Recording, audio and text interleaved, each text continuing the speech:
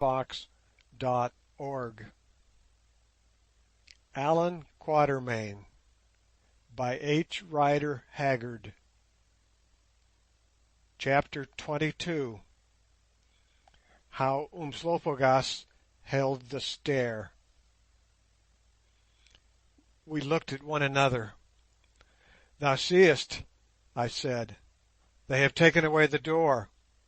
Is there aught with which we may fill the place? Speak quickly, for they will be on us ere the daylight." I spoke thus because I knew that we must hold this place or none, as there were no inner doors in the palace, the rooms being separated from one another by curtains.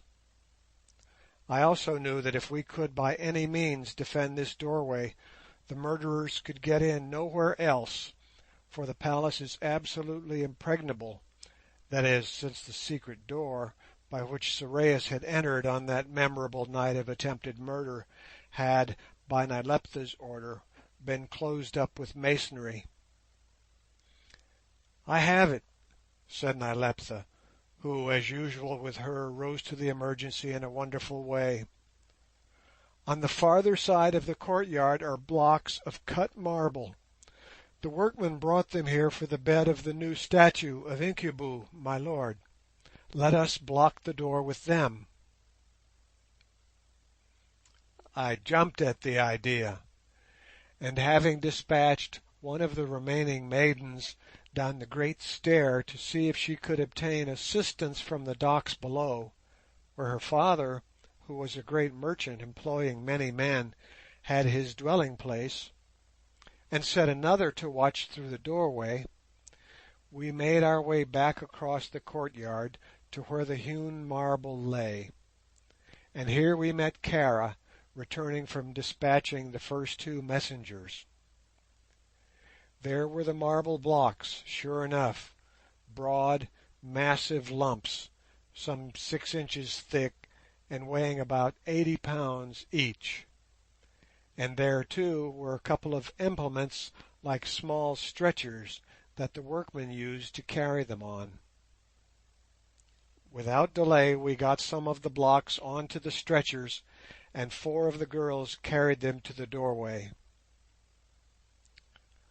"Listen, Macumazahn," said Umslopogaas. "If those low fellows come, it is I who will hold the stair against them till the door is built up. Nay, nay, it will be a man's death. Gainsay me not, old friend. It has been a good day, let it now be a good night. See, I throw myself down to rest on the marble there. When their footsteps are nigh, wake thou me, not before, for I need my strength." And without a word he went outside and flung himself down on the marble, and was instantly asleep. At this time I too was overcome, and was forced to sit down by the doorway and content myself with directing operations. The girls brought the block, while Kara and Nyleptha built them up across the 6-foot wide doorway, a triple row of them, for less would be useless. But the marble had to be brought 40 yards, and then there were 40 yards to run back, and though the girls laboured gloriously, even staggering along alone, each with a block in her arms, it was slow work, dreadfully slow. The light was growing now, and presently in the silence we heard a commotion at the far bottom of the stair, and the faint clinking of armed men. As yet the wall was only 2 feet high, and we had been 8 minutes at the building of it. So they had come. Alphonse had heard aright. The clanking sound came nearer, and in the ghostly grey of the dawning we could make out long files of men, some 50 or so in all, slowly creeping up the stair. They were now at the halfway standing place that rested on the great flying arch, and here, perceiving that something was going on above, they, to our great gain, halted for 3 or 4 minutes and consulted, then slowly and cautiously advanced again. We had been nearly a quarter of an hour at the work now, and it was almost 3 feet high. Then I woke Umslopogaas. The great man rose, stretched himself, and swung Inkosi-kaas round his head. "It is well," he said. "I feel as a young man once more. My strength has come back to me, ay, even as a lamp flares up before it dies. Fear not, I shall fight a good fight. The wine and the sleep have put a new heart into me. Macumazahn, I have dreamed a dream. I dreamed that thou and I stood together on a star and looked down on the world. And thou wast as a spirit, Macumazahn, for light flamed through thy flesh, but I could not see what was the fashion of mine own face. The hour has come for us, old hunter. So be it.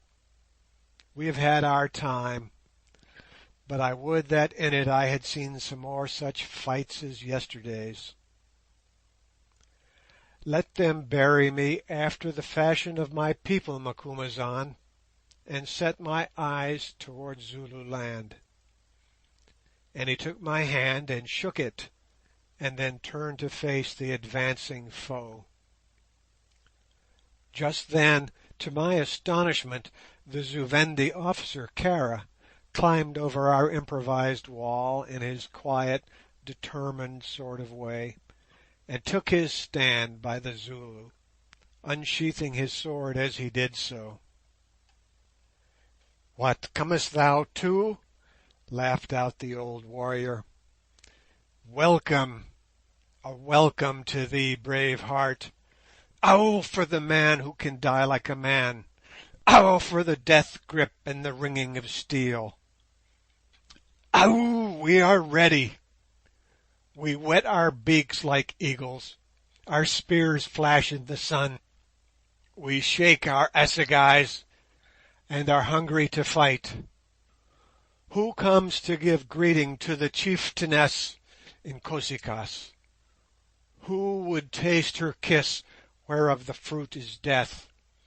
I, the woodpecker, I, the slaughterer, I, the swift-footed, I, Umslopogaas, of the tribe of the Makwilisini, of the people of Amazulu, a captain of the regiment of the Nkomi-Bakosi.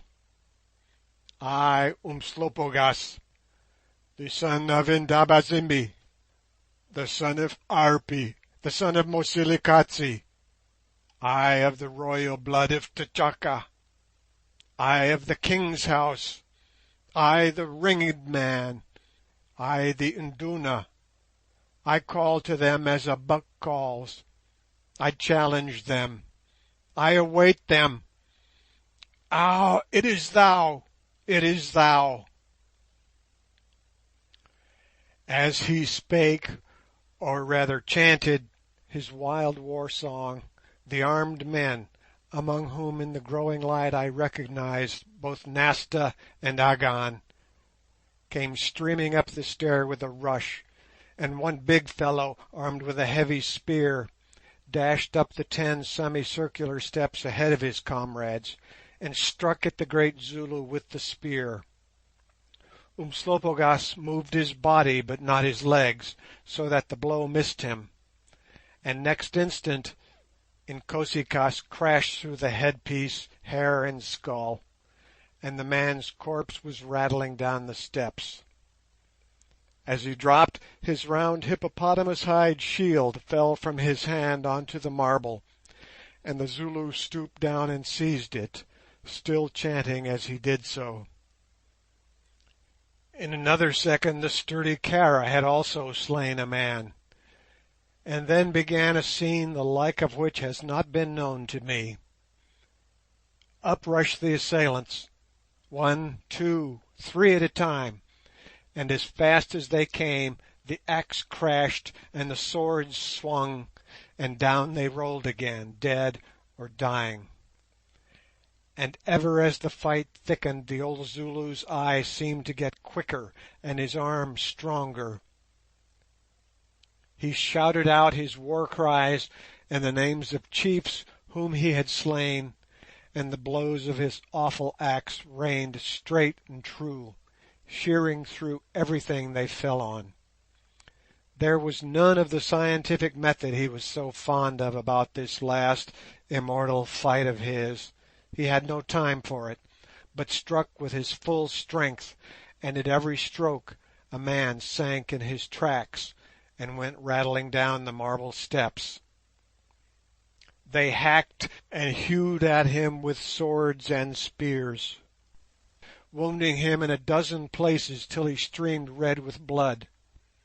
But the shield protected his head and the chain shirt his vitals, and for minute after minute, aided by the gallant Zu Vendi, he still held the stair. At last Kara's sword broke, and he grappled with the foe, and they rolled down together, and he was cut to pieces, dying like the brave man that he was. Umslopogaas was alone now, but he never blenched or turned. Shouting out some wild Zulu battle cry, he beat down a foe, ay, and another, till at last they drew back from the slippery blood-stained steps and stared at him with amazement, thinking that he was no mortal man. The wall of marble block was 4 feet 6 high now, and hope rose in my teeth as I leaned there against it, a miserable helpless log, and ground my teeth and watched that glorious struggle. I could do no more, for I had lost my revolver in the battle. And old Umslopogaas, he leaned too on his good axe, and faint as he was with wounds he mocked them. He called them women. The grand old warrior, standing there one against so many, and for a breathing space none would come against him, notwithstanding Nasta's exhortations, till at last old Agon, who, to do him justice, was a brave man, mad with baffled rage, and seeing that the wall would soon be built and his plans defeated, shook the great spear he held and rushed up the dripping steps. "Ah, ah!" shouted the Zulu, as he recognized the priest's flowing white beard. "It is thou, old witch-finder. Come on. I await thee, white medicine man. Come on, come on. I have sworn to slay thee, and I ever keep my faith." On he came, taking him at his word, and drave the big spear with such force at Umslopogaas that it sunk right through the tough shield and pierced him in the neck. The Zulu cast down the transfixed shield, and that moment was Agon's last, for before he could free his spear and strike again, with a shout of "There's for thee, Rainmaker," Umslopogaas gripped Inkosi kaas with both hands and whirled on high, and drave her right onto his venerable head, so that Agon rolled down, dead, among the corpses of his fellow murderers, and there was an end to him and his plots altogether. And even as he fell, a great cry rose from the foot of the stair, and looking out through the portion of the doorway that was yet unclosed, we saw armed men rushing up to the rescue, and called an answer to their shouts. Then the would-be murderers who yet remained on the stairway, and amongst whom I saw several priests, turned to fly, but having nowhere to go, were butchered as they fled. Only one man stayed, and he was the great Lord Nasta, Nyleptha's suitor, and the father of the plot. For a moment the black-bearded Nasta stood with bowed face, leaning on his long sword as though in despair, and then with a dreadful shout he too rushed up at the Zulu, and swinging the glittering sword around his head, dealt him such a mighty blow beneath his guard that the keen steel of the heavy blade bit right through the chain armour and deep into Umslopogaas's side, for a moment paralysing him and causing him to drop his axe. Raising the sword again, Nasta sprang forward to make an end of him. But little he knew of his foe.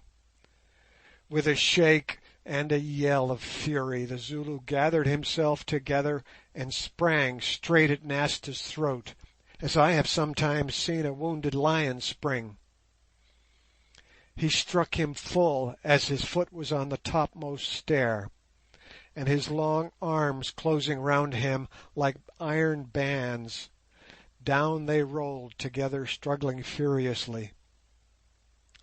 Nasta was a strong man and a desperate, but he could not match the strongest man in Zululand, sore wounded though he was, whose strength was as the strength of a bull. In a minute the end came. I saw old Umslopogaas stagger to his feet. Ay, and saw him by a single gigantic effort swing up the struggling Nasta, and with a shout of triumph hurl him straight over the parapet of the bridge, to be crushed to powder on the rocks 200 feet below. The succour which had been summoned by the girl who had passed down the stair before the assassins passed up was at hand, and the loud shouts which reached us from the outer gates told us that the town was also aroused, and the men awakened by the women were calling to be admitted. Some of Nyleptha's brave ladies, who in their night shifts, and with their long hair streaming down their backs just as they had been aroused from rest, went off to admit them at the side entrance, whilst others, assisted by the rescuing party outside, pushed and pulled down the marble blocks they had placed there with so much labour. Soon the wall was down again, and through the doorway, followed by a crowd of rescuers, staggered old Umslopogaas, an awful and in a way a glorious figure. The man was a mass of wounds, and a glance at his wild eye told me that he was dying.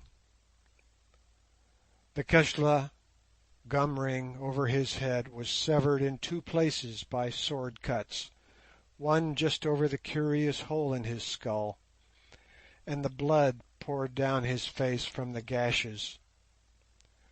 Also on the right side of his neck was a stab from a spear inflicted by Agon. There was a deep cut on his left arm just below where the male shirt sleeve stopped, and on the right side of his body the armour was severed by a gash 6 inches long, where Nasta's mighty sword had bitten through it and deep into the wearer's vitals. On, axe in hand, he staggered, that dreadful-looking, splendid savage, and the ladies forgot to turn faint at the scene of blood, and cheered him as well they might. But he never stayed or heeded. With outstretched arms and tottering gait he pursued his way, followed by us all along the broad, shell-strewn walk that ran through the courtyard, past the spot where the blocks of marble lay, through the round arched doorway and the thick curtains that hung within it, down the short passage, and into the great hall, which was now filling with hastily armed men who poured through the side entrance. Straight up the hall he went, leaving behind him a track of blood on the marble pavement, till at last he reached the sacred stone, which stood in the centre of it, and here his strength seemed to fail him, for he stopped and leaned upon his axe. Then suddenly he lifted up his voice and cried aloud, "I die! I die! But it was a kingly fray. Where are they who came up the great stair? I see them not. Art thou there, Macumazahn, or art thou gone before to wait for me in the dark whither I go? The blood blinds me. The place turns round. I hear the voice of waters." Next, as though a new thought had struck him, he lifted the red axe and kissed the blade. "Farewell, Inkosi-kaas," he cried. "Nay, nay, we will go together. We cannot part, thou and I. We have lived too long with one another, thou and I. One more stroke, only one, a good stroke, a straight stroke, a strong stroke." And drawing himself to his full height, with a wild, heart-shaking shout, he with both hands began to whirl the axe round his head, till it looked like a circle of flaming steel. Then suddenly, with awful force, he brought it down straight onto the crown of the mass of sacred stone. A shower of sparks flew up, and such was the almost superhuman strength of the blow that the massive marble split with a rending sound into a score of pieces, whilst of Inkosi-kaas there remained but some fragments of steel and a fibrous rope of shattered horn that had been the handle. Down with a crash onto the pavement fell the fragments of the holy stone, and down with a crash onto them, still grasping the knob of Inkosi-kaas, fell the brave old Zulu, dead. And thus the hero died. A gasp of wonder and astonishment rose from all those who witnessed the extraordinary sight, and then somebody cried, "The prophecy! The prophecy! He has shattered the sacred stone!" And at once a murmuring arose. "Ay," said Nyleptha, with that quick wit which distinguishes her, "ay, my people, he has shattered the stone, and behold the prophecy is fulfilled. For a stranger king rules in Zu-Vendis. Incubu, my lord, hath beat Sorais back, and I fear her no more, and to him who hath saved the crown it shall surely be. And this man," she said, turning to me and laying her hand upon my shoulder, "wot ye that, though wounded in the fight of yesterday, he rode with that old warrior who lies there 100 miles twixt sunset and rise to save me from the plots of cruel men?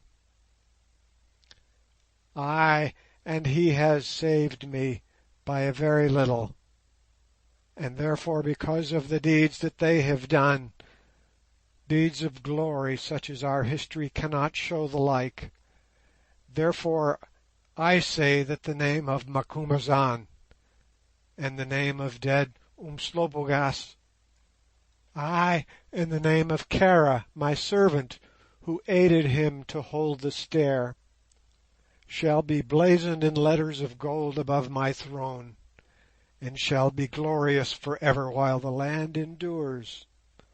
I, the Queen, have said it." This spirited speech was met with loud cheering, and I said that after all we had only done our duty, as it is the fashion of both Englishmen and Zulus to do, and there was nothing to make an outcry about, at which they cheered still more, and then I was supported across the outer courtyard to my old quarters in order that I might be put to bed. As I went, my eyes lit upon the brave horse Daylight that lay there, his white head outstretched on the pavement, exactly as he had fallen on entering the yard, and I bade those who supported me take me near him, that I might look on the good beast once more before he was dragged away.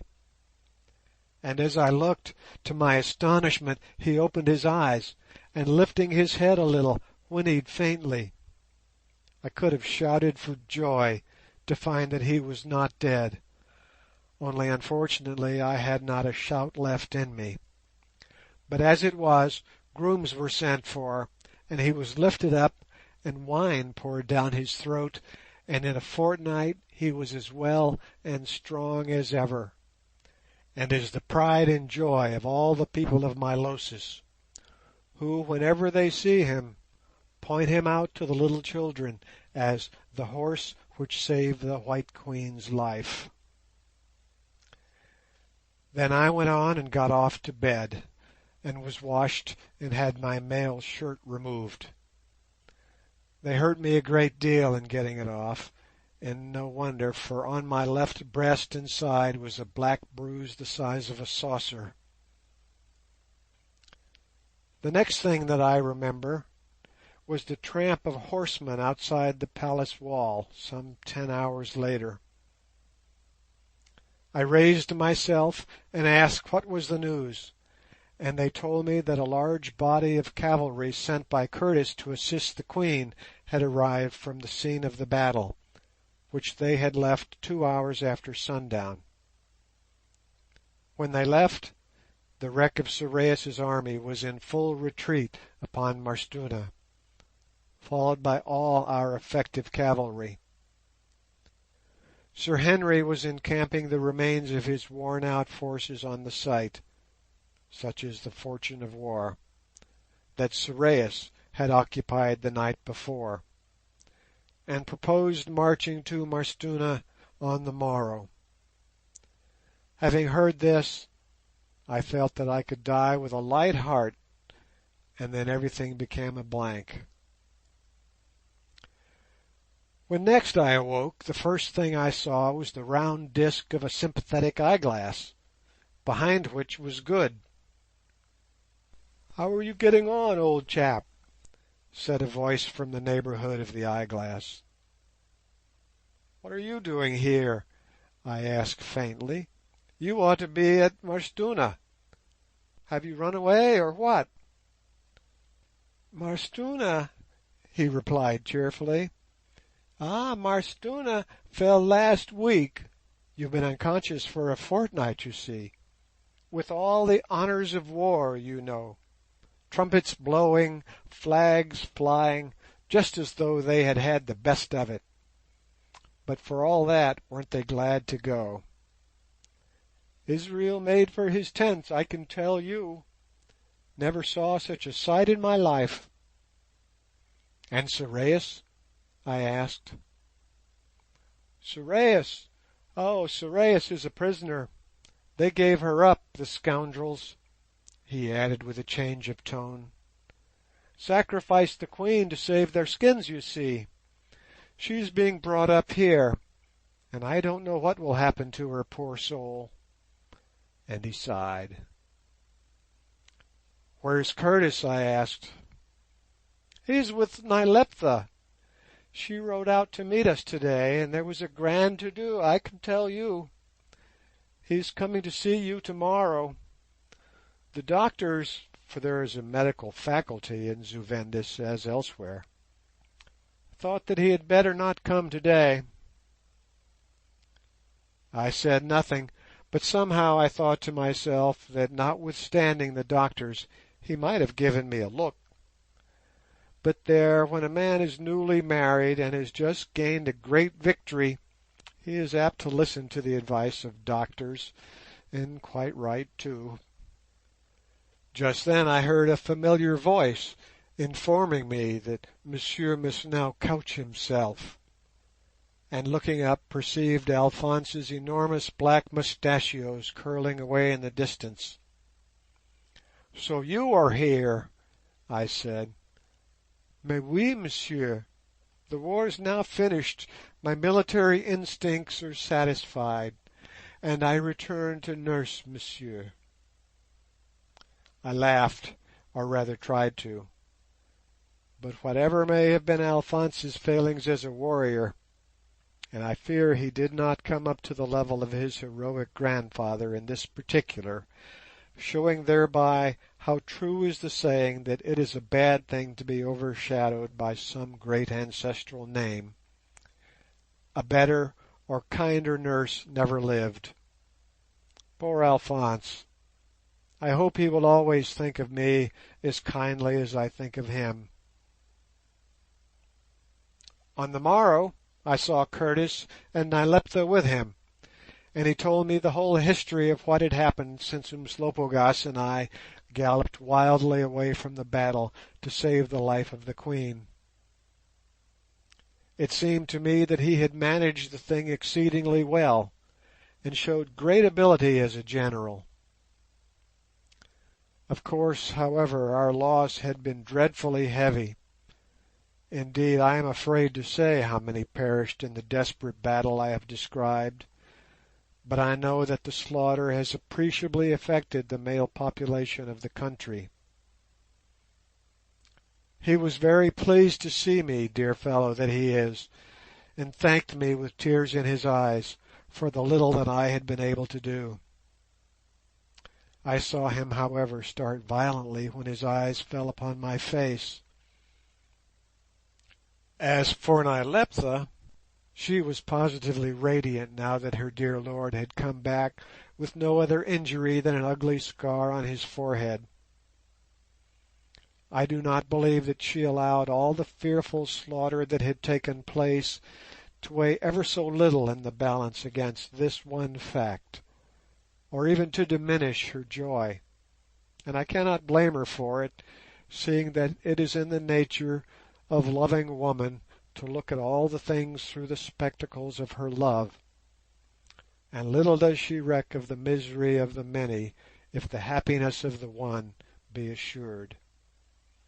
That is human nature, which the positivists tell us is just perfection, so no doubt it is all right.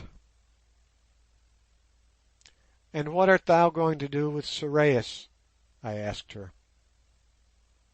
Instantly her bright brow darkened to a frown. "Sorais!" she said with a little stamp of the foot. "Ah, but Sorais!" Sir Henry hastened to turn the subject. "You will soon be about and all right again now, old fellow," he said. I shook my head and laughed. "Don't deceive yourselves," I said. "I may be about for a little, but I shall never be all right again. I am a dying man, Curtis. I may die slow, but die I must. Do you know I have been spitting blood all the morning? I tell you there is something working away into my lung. I can feel it. There, don't look distressed. I have had my day, and am ready to go. Give me the mirror, will you? I want to look at myself." He made some excuse, but I saw through it and insisted, and at last he handed me one of the discs of polished silver set in a wooden frame like a hand screen, which serve as looking glasses in Zu Vendis. I looked and put it down. "Ah," I said quietly, "I thought so. and you talk of my getting all right." I did not like to let them see how shocked I really was at my own appearance. My grizzled, stubby hair was turned snow white, and my yellow face was shrunk like an aged woman's, and had two deep purple rings painted beneath the eyes. Here Nyleptha began to cry, and Sir Henry again turned the subject, telling me that the artists had taken a cast of the dead body of old Umslopogaas, and that a great statue in black marble was to be erected of him in the act of splitting the sacred stone, which was to be matched by another statue in white marble of myself and the horse Daylight, as he appeared when, at the termination of that wild ride, he sank beneath me in the courtyard of the palace. I have since seen these statues, which at the time of writing this, 6 months after the battle, are nearly finished, and very beautiful they are, especially that of Umslopogaas, which is exactly like him. As for that of myself, it is good that they have idealized my ugly face a little, which is perhaps as well, seeing that thousands of people will probably look at it in the centuries to come, and it is not pleasant to look at ugly things. Then they told me that Umslopogaas's last wish had been carried out, and that instead of being cremated, as I shall be, after the usual custom here, he had been tied up Zulu fashion, with his knees beneath his chin, and having been wrapped in a thin sheet of beaten gold, entombed in a hole hollowed out of the masonry of the semicircular space at the top of the stair he defended so splendidly, which faces, as far as we can judge, almost exactly towards Zululand. There he sits, and will sit forever, for they embalmed him with spices, and put him in an airtight stone coffer, keeping his grim watch beneath the spot he held alone against a multitude.